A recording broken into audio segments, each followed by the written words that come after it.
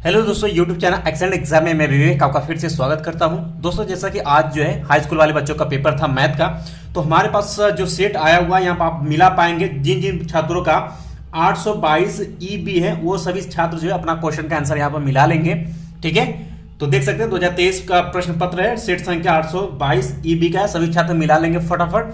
तो एक बार वीडियो शुरू करने से पहले आप सभी इस वीडियो को लाइक कर दीजिएगा और सभी स्टूडेंट जो इस वीडियो को ज्यादा से ज्यादा शेयर करिए। और चैनल पहली बार जो स्टूडेंट पहली बार है बिल्कुल चैनल को सब्सक्राइब कर लीजिएगा, साथ में घंटी को दबा ऑल पर क्लिक कर दीजिएगा। अगर बच्चों आपका दूसरा सेट है तो बिल्कुल आप हमें व्हाट्सएप नंबर 9451094356 पर आप भेज सकते हैं। पूरा पीडीएफ बना करके भेजिएगा ताकि हम उसका एनालिसिस आप सभी को करवा पाए। और साथ में दोस्तों आपको बताते चले कि जो बच्चे अभी तक हमारे टेलीग्राम व्हाट्सएप ग्रुप से नहीं जुड़े हैं, इसी वीडियो के डिस्क्रिप्शन बॉक्स में लिंक दिया गया, फटाफट जुड़ जाइएगा। ठीक है, चलिए बच्चों शुरू करते हैं कि कौन कौन से ऑप्शन आप फटाफट मिला लीजिए एक बार। चलिए, पहला क्वेश्चन आपके सामने बहुविकल्पी कहा गया है कि कौन सा अभाज्य संख्याओं का युग्म है। यानी दोस्तों अभाज्य संख्या उसे हम ढूंढेंगे जो कि आपको जो है उनका अंतर क्या नहीं, यानी किसी से कटे ना। जैसे कि ये देख सकते हैं कि आपका 15 और 5 और 15 इसको भाग देंगे तो एक दूसरे से कटेंगे, यानी कि अगर इसका अंतर जो है एक आए, ठीक है, एक, ठीक है, वो किसी से ना कटे, सिर्फ केवल एक से कटे दोनों। ठीक है, तो हमारा सहज अभाज्य संख्या का युग्म होगा। तो आपका देख सकते हैं आपका ऑप्शन नंबर जो ए है वही आपका राइट आंसर होगा यहाँ पर। ठीक है, 18 और 25। ठीक है, और ये देख सकते हैं यूपी बोर्ड के मॉडल पेपर में भी ये क्वेश्चन आया हुआ था।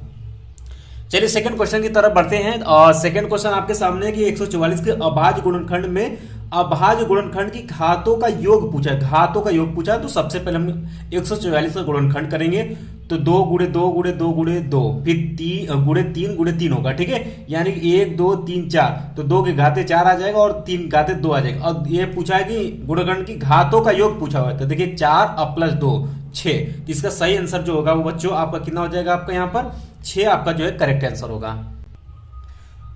6 वाला ऑप्शन आपका करेक्ट हो जाएगा और ये 2022 के पेपर में आया हुआ था बोर्ड में। ठीक है, चलिए आगे बढ़ते हैं। अगला क्वेश्चन आप लोग मिला लीजिए कि यम के किस मान के लिए समीकरण युग्म आपको दिया हुआ इतना और इतना का मान जो एक अद्वितीय हल होगा। तो बच्चों इसको हल करने के लिए सिंपल सा तरीका है कि इसको जो है कि समीकरण जो है a1x plus b1y plus c1 से इसका तुलना कराएंगे और a2x plus b2y plus c2 equal to 0 से इसकी तुलना कराएंगे। देख सकते हैं तो, और ये जो 3 है इसको इधर लेकर जाएंगे, ठीक है, बराबर की इधर, और 1 को भी इधर।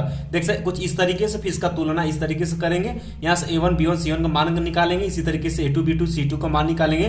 तो कंडीशन अद्वितीय हल के लिए क्या होगा, a1 upon a2 not equal to b1 upon b2 value put करेंगे तो यहाँ पर जो यम का मान आएगा यम नॉट इक्वल टू -6 होना चाहिए। तो यहाँ पर आपका सी ऑप्शन को ये आपका क्या हो जाएगा, राइट आंसर होगा। ठीक है, चलिए आगे बढ़ते हैं। अगला क्वेश्चन आपके सामने 2x plus 3y equal to 18 और x minus 2y equal to 2 का हल आपसे पूछा हुआ। तो ये समीकरण बिल्कुल आप हल करेंगे तो आप पाएंगे आपका ऑप्शन नंबर ए x बराबर 6 होगा और y बराबर आपका कितना होगा, 2 होगा। ठीक है, 5वें नंबर क्वेश्चन है कि k के किस मान के लिए रैखिक समीकरण युग्म आपको यही दिया हुआ वैल्यू, ठीक है, x plus k y equal to 1 और k x plus y equal to x square अनेक हल होंगे। तो देखिए ये वाला तीसरे वाले क्वेश्चन की तरह ही लगेगा, लेकिन यहाँ पर अनेक हल पूछा हुआ है तो अनेक हल के लिए क्या हो जाएगा कंडीशन, ये देख सकते हैं अनंत हल या अनेक हल के लिए a1 upon a2 equal to b1 upon b2 equal to c1 upon c2 होता है। अब यहाँ पर हमें a1 इस समीकरण से देख सकते हैं a1 a2 b2 को मान निकालेंगे और यहाँ से जो है a2 b2 c2 को मान इस वाले इक्वेशन से निकालेंगे। फिर इसी वैल्यू हम पुट करेंगे और यहाँ हम पाएंगे k बराबर जो होगा वो प्लस माइनस 1 आ जाएगा, यानी कि बी ऑप्शन जो होगा वो करेक्ट सही हो जाएगा आपका। ठीक है, आगे बढ़ते हैं। अगला क्वेश्चन आपके सामने कि यदि 1 upon x square minus 2 equal to 1 upon 7, तो कहता है x का मान हमें ज्ञात करना है। इसका गुणा इधर, इसका गुणा इधर करके फिर सरल करेंगे तो x बराबर प्लस माइनस 3, यानी ऑप्शन नंबर जो है आपका छठा का सी जो होगा वो करेक्ट सही हो जाएगा। ठीक है, आगे बढ़ते हैं। चलिए अगला क्वेश्चन है, क्वेश्चन नंबर जो 7 है कि व्यास आपको दिया हुआ है कि AB के एक वृत्त का केंद्र आपको इतना दिया हुआ और B निर्देशांक इतना दिया है, तो कहता है A का निर्देशांक हमें ज्ञात करना है। तो बच्चों ये फार्मूले पर क्वेश्चन है, अगर आप सरल करेंगे तो ऑप्शन नंबर जो है डी आप करेक्ट पाएंगे, 3 और -10 इसका राइट आंसर होगा। ठीक है, मिला लीजिए आप लोग। इसका दोस्तों 8 नंबर का क्वेश्चन है कि 3x square minus 12x plus के इक्वल टू 0 के मूल बराबर तो k का मान ज्ञात करें। ये सभी क्वेश्चन आप सभी ने किया होगा। अगर मूल बराबर कहता है तो यहाँ पर विविध का d इक्वल टू 0 होगा और d बराबर क्या होता है, b square minus 4 equal to 0 value put करेंगे, k बराबर 12 आपका आ जाएगा। ऑप्शन नंबर ए जो होगा आपका सही हो जाएगा। 9 तरफ बढ़ते हैं कि दो आकृतियां जिनके आकार समान हो परंतु आपस आमाप आवश्यक रूप से समान न हो तो क्या कहलाती है, तो समरूप आकृतियां कहलाती है। बी ऑप्शन सही हो जाएगा। चलिए 10 नंबर क्वेश्चन है कि यदि दो समरूप त्रिभुजों की संगत भुजाएं 3:5 के अनुपात में हो तो उनके क्षेत्रफलों का आपको अनुपात पूछा है, तो सिंपल से इसका वर्ग कर देंगे, जो भी अनुपात है वही आएगा, यानी 3 3 का 9 और 5 5 25 यानी 9/25। ऑप्शन नंबर जो है ये आपका करेक्ट सही होगा। ठीक है, आगे बढ़ते हैं क्वेश्चन नंबर 11 की यदि किसी त्रिभुज की भुजाएं आपको 3 सेंटीमीटर 5 सेंटीमीटर और 4 सेंटीमीटर 5 सेंटीमीटर तो वह त्रिभुज होगा। तो दोस्तों आपने ये जाना है कि अगर दो भुजाओं का वर्ग का योग जो है तीसरी भुजा के वर्ग के बराबर होती है तो वो हमारा क्या होती है, समकोण त्रिभुज होती है।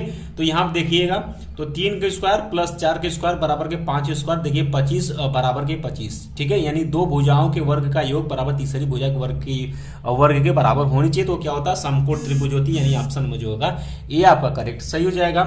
ठीक है, आगे बढ़ते हैं क्वेश्चन नंबर 12 की तरफ बढ़ते हैं। क्वेश्चन नंबर 12 आपके सामने है कि दो समरूप त्रिभुजों के परिमाप क्रमशः 10 सेंटीमीटर 15 सेंटीमीटर, तो इसके क्षेत्रफलों का अनुपात आपसे बिल्कुल पूछा हुआ है। तो इसका जो अनुपात आप निकालेंगे तो सिंपल सा बात है, इसका इन दोनों का क्या है, क्षेत्रफलों का अनुपात पूछा है, तो इनका क्या करेंगे, हम वर्ग करेंगे मोटा मोटा। तो क्या 10/15 को वर्ग करेंगे, 100/225 सरल करेंगे, 4 7 9 आपका राइट आंसर आ जाएगा बी। इसके बाद दोस्तों अगला है आपका 13 नंबर का कि यदि tan थीटा बराबर के 8/15 तो कोसेक थीटा का आपको मान पूछा हुआ है। तो ये देख सकते हैं tan थीटा बराबर क्या होता है, आपका लंब बटे आधार, तो लंब आपका 8 हो गया, आधार आपका 15 हो गया। कर्ण निकालेंगे बच्चों, आपके कर्ण निकालेंगे। ठीक है, तो कर्ण स्क्वायर बराबर क्या होता है, लंब का स्क्वायर प्लस आधार के स्क्वायर निकालेंगे तो 17 आ जाएगा। तो कोसेक थीटा बराबर क्या होता है, कर्ण बटे के लंब होता है, यानी कि आपका 17/8 आपका right answer, option number A आपका करेक्ट हो जाएगा। ठीक है, आगे बढ़ते हैं। अब बच्चों क्वेश्चन नंबर 14 है कि यदि 2 cos थीटा 1 तो कहते हैं थीटा का आपको मान ज्ञात करनी है। तो यहाँ पे देखिएगा 2 को इसके नीचे लेकर जाइए तो क्या हो जाएगा, cos थीटा बराबर 1/2 और 1/2 cos में किसका मान है, cos 60 अंश का मान है। तो यहाँ देखिएगा तो cos कैंसिल हो जाएगा, काटते नहीं, सिर्फ cos cancel, 3 theta equal to 60 degree आ जाएगा और 3 से इसको काट देंगे, 20 थीटा इक्वल टू 20 डिग्री आ जाएगा। ऑप्शन नंबर जो है आपका सी करेक्ट हो जाएगा। 15 नंबर क्वेश्चन है कि दो वृत्तों की परिधियों का अनुपात आपको इतना दिया था, उनके क्षेत्रफलों का अनुपात है। तो यहाँ पर अगर वही फार्मूला आपका निकालेंगे तो यहाँ पर सिंपल सी है 9/9 संबंधित 4 इसका राइट आंसर आ जाएगा। ठीक है, चलिए आगे बढ़ते हैं क्वेश्चन नंबर 16 की तरफ कि यदि एक समान त्रिज्या आर के दो अर्धगोलों को उनके आधारों से जोड़ा जाता है तो नीचे बने ठोस का वक्र पृष्ठीय क्षेत्रफल क्या होगा। तो देखिए आधा ये जोड़ेंगे तो पूरा हो जाएगा और ये हो जाएगा आपका four pi r square right answer होगा। ठीक है, अगला क्वेश्चन है कि निम्नलिखित में से कौन केंद्रीय प्रवृत्ति की माप नहीं है। ठीक है, तो आपने पढ़ा माध्यिका पढ़ा बहुलक पढ़ा, ये मानव विचलन जो है वो नहीं है, आपका ऑप्शन नंबर डी आपका सही हो जाएगा। क्वेश्चन नंबर 18 है कि 1 से 9 तक की प्राकृतिक संख्याओं का समांतर माध्य पूछा हुआ, तो बिल्कुल 1 से 9 तक आप लिखिए।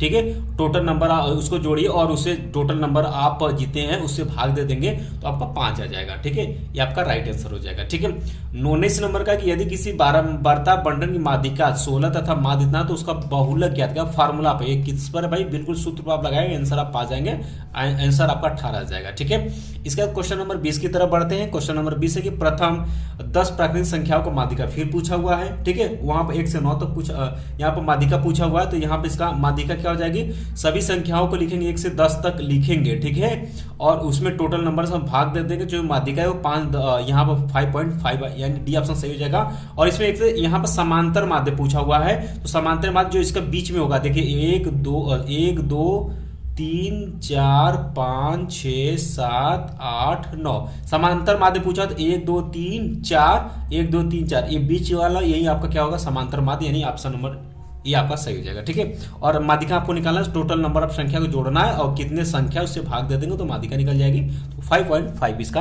राइट आंसर आ जाएगा। ठीक है, तो उम्मीद है दोस्तों कि आप सभी का बहुविकल्पी क्वेश्चन बिल्कुल इजी रहा था, आप सभी ने अच्छे से किया होगा। बाकी कोई भी प्रॉब्लम होती है आप बिल्कुल हमें कमेंट बॉक्स में कमेंट कर सकते हैं, बाकी सब्जेक्टिव आप सभी ने अच्छे से किया भी होगा। ठीक है, तो मिलते हैं दोस्तों नेक्स्ट वीडियो में, तब तक के लिए जय हिंद जय भारत।